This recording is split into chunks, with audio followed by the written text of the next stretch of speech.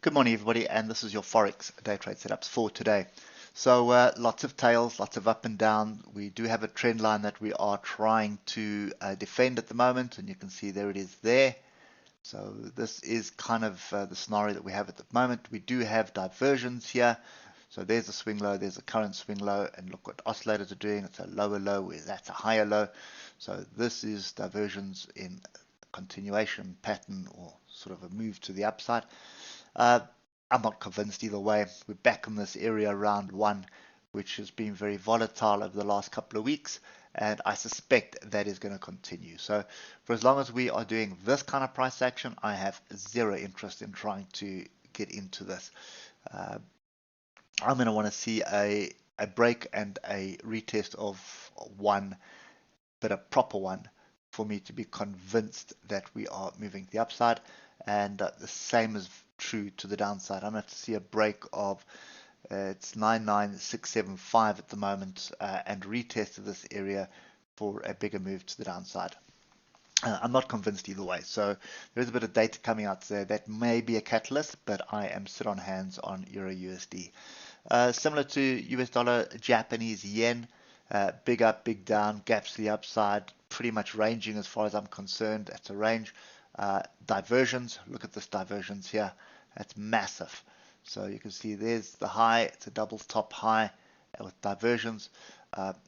Typically with this kind of thing, let's move this level down. We start dropping below 14.1564. That's going to validate a double top.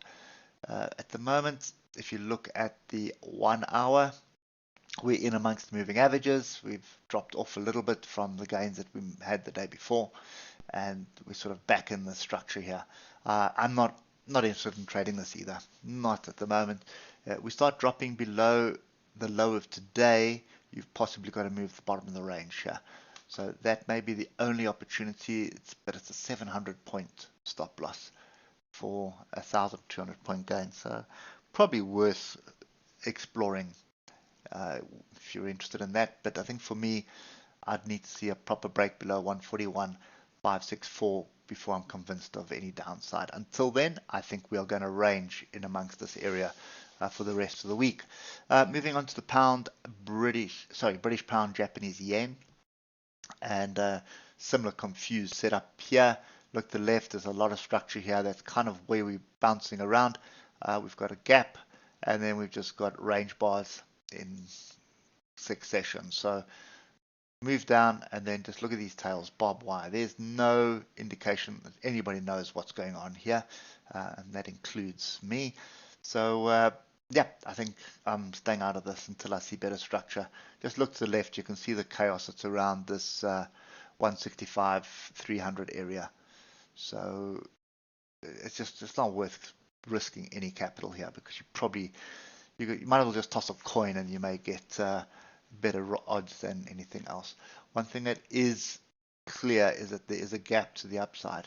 There was our close up there, and there's a lot of structure that area. So could be you get a break and retest. That's where you're going to. It could also be just a break and retest the downside. It's 50-50 call. So I will sit on the sides.